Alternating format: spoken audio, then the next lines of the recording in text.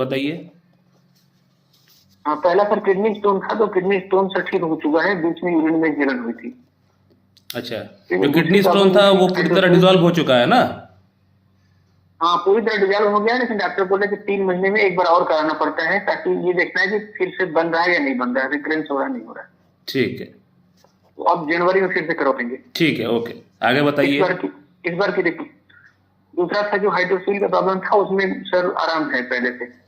ठीक है, ओके। तीसरा सर तीसरा सिस्ट था, सिस्ट में सर उतना आराम नहीं है। हम्म। इसमें बहुत मामूली थोड़ा बहुत जगह 10-20% होगा, वैसे तो वैसे ही है। ठीक है। इसके बाद सर जो आंख में प्रॉब्लम थी, हम्म। जो म्यूकस डिस्चार्ज हो रहा था, हम्म। उसमें आराम है। उसमें लगभग कम आधा हो गया, लगभग मतलब हो रहा अभी तो, लेकिन अब अच्छा, कम हो रहा है। वो अच्छा, जो कोलाइडल जो फॉर्म आंख में होता जो था उनका, डिस्चार्ज होता था उससे उस पे भी इम्प्रूवमेंट है?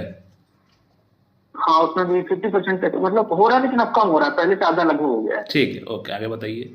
और उसके बाद एक सर ये जो था कि जीभ जीभ के ऊपर या कमर के जो निचले हिस्से में जो पेन होता था, वो हो रहा है, क्योंकि वो ठंडी में ज्यादा होता है। मैंने नोटिस किया कि वो नवंबर दिसंबर जनवरी जो ठंडी का अच्छा, मौसम होता विंटर है में वो बढ़ता है उसमें ना? ज्यादा होता है। ठीक है, ओके, हाँ, विंटर में वो बढ़ता है। ठीक। और उसमें और जो इम्प्रूवमेंट मुंह नहीं में हुआ ना? छाले हैं, जो आपने बताया हिप नहीं में उसमें जो इम्प्रूवमेंट नहीं पेन हुआ। जो होता है उसमें इम्प्रूवमेंट नहीं हुआ? नहीं, और बहुत हल्का पेन होता है, लेकिन मतलब बहुत ज्यादा नहीं होता, अच्छा, हल्का हल्का बहुत पेन होता अच्छा, है। जो पेन होता है वो पेन बहुत ज़्यादा नहीं होता, बियरेबल पेन होता है, ठीक है, ओके। हाँ, हल्का पेन होता है, लेकिन ठंडी में थोड़ा होने लगता है, और गर्मी में लगभग 0 मिट जाता है। ठीक है। और उसके बाद जो मुंह में छाले हैं, हम्म। उसमें भी थोड़ा आराम है पहले से, लेकिन ये हम नोटिस किए कि जब अंडे अंडे हम खाते हैं तो वो छाले पड़ जाते हैं, और दूध वगैरह के पीते हैं तो रेगुलर अगर पीने लगते हैं तो कम होता नमस्कार दोस्तों, अभी आप लोगों ने जिस पेशेंट का आवाज़ सुना, इस पेशेंट को बेसिकली दिया गया था आज से 2 महीना पहले लाइकोपोडियम क्लेवेटम मेरा तरफ से। प्रॉब्लम क्या क्या थी इनका? अंदर प्रॉब्लम बेसिकली था kidney stone, hydrocele, private part में सिस्ट, माउथ कैविटी के अंदर अल्सर, आँख से डिस्चार्ज होना, साथ में कमर में थोड़ी बहुत दर्द, पेन। तो किडनी स्टोन के अंदर 100% इम्प्रूवमेंट हो चुका है 2 महीने के अंदर ही। इन्होंने लैब टेस्ट किया है, प्लस लैब के जो डॉक्टर्स है वो लोग बोल दिए कि आपका किडनी स्टोन 100% डिजॉल्व हो चुका है। साथ में हाइड्रोसिल के अंदर 50% तक पेशेंट ने बताया कि इम्प्रूवमेंट हो चुका है, और आँख से जो डिस्चार्ज होता था उसमें भी बहुत अच्छा इम्प्रूवमेंट हो चुका है। और इनका माउथ कैविटी के अंदर जो अक्सर अल्सर बनता था उसमें भी काफ़ी अच्छा इम्प्रूवमेंट हो चुका है। यानी आज से 2 महीना पहले जब ये पेशेंट मेरे पास कंसल्ट कर रहा था उस समय भी पेशेंट का माउथ कैविटी के अंदर अल्सर था। तो अब उन सभी चीज़ों के अंदर इम्प्रूवमेंट हो चुका है। अल्सर तो वो चला गया, साथ में कोई नया अल्सर रिलैप्स नहीं हुआ है। तो इन सभी एस्पेक्ट के अंदर इम्प्रूवमेंट हुआ है। सिस्ट में थोड़ी बहुत इम्प्रूवमेंट हुआ है, वो 10-20% का ही इम्प्रूवमेंट हुआ है। बहुत ज़्यादा नोटिसेबल इम्प्रूवमेंट सिस्ट के अंदर, जो प्राइवेट पार्ट में इनका सिस्ट है उसमें बहुत ज़्यादा नोटिसेबल इम्प्रूवमेंट नहीं दिख रहा है।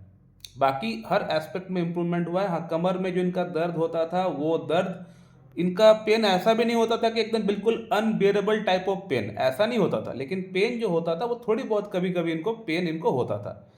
तो ठीक है, मान लेते हैं कि इनका जो कमर में दर्द उसमें इम्प्रूवमेंट नहीं हुआ है। तो अभी इस बार इस पेशेंट को मैं दूंगा लाइकोपोडियम क्लेवेटम 50 ml में दे के देखता हूँ आगे क्या होता है।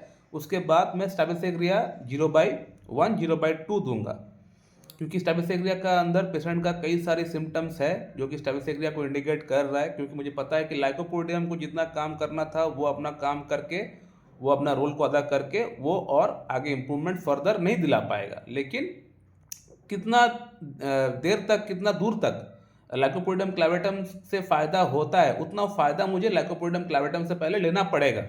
जितना लाइकोपोडियम क्लेवेटम मुझे फ़ायदा दे सकता है मैं उतना पहले ले लूँगा। उसके बाद मैं जो रिमेनिंग प्रॉब्लम है उसके बाद फिर मैं दूसरा मेडिसिन के बारे में सोचूंगा, जो कि मैं अभी से सोच लिया हूँ पेशेंट के लिए। पेशेंट को भेज भी दूंगा स्टेबिसेग्रिया, तो लाइकोपोडियम स्टेबिसेग्रिया मैं भेज दूंगा, लेकिन एक साथ नहीं लेना है। पेशेंट को कैसे लेना है वो मेरा काम है बोलना, पेशेंट को मैं बोल दूंगा। तो आफ्टर 2 मंथ जब ये पेशेंट मेरे पास काउंसलिंग के लिए आएंगे तो उस समय पेशेंट का अंदर बहुत बढ़िया इंप्रूवमेंट हो चुका होगा। किडनी स्टोन में तो इनका 100% इंप्रूवमेंट हो ही चुका है। जो रिमेनिंग प्रॉब्लम है जैसे कि हाइड्रोसिल हो गया, आंख से डिस्चार्ज बोल लीजिए, माउथ कैविटी के अंदर अल्सर बोल लीजिए, या फिर इनका प्राइवेट पार्ट में सिस्ट बोल लीजिए, वार्ड बोल लीजिए, या फिर इनको पेशाब करने के बाद जो जलन होता है जो पेशेंट इस बार मुझे बताया उसमें बोल लीजिए, या फिर हस्तनाथुन करने के बाद जो कमर में दर्द होता है, पेन होता है, उसमें बोल लीजिए। तो हर एस्पेक्ट में पेशेंट का अंदर बहुत बढ़िया इंप्रूवमेंट हो जाएगा आफ्टर 2 मंथ। ये मैं आप लोग को दिखा दूंगा। सो माय डियर फ्रेंड, मैं इस वीडियो को यहीं पे एंड करता हूँ। अगर आप लोग का मन में कोई प्रश्न है तो आप लोग कर सकते हैं, मैं उसका आंसर आप लोग को दे दूंगा। So thank you very much and have a good day.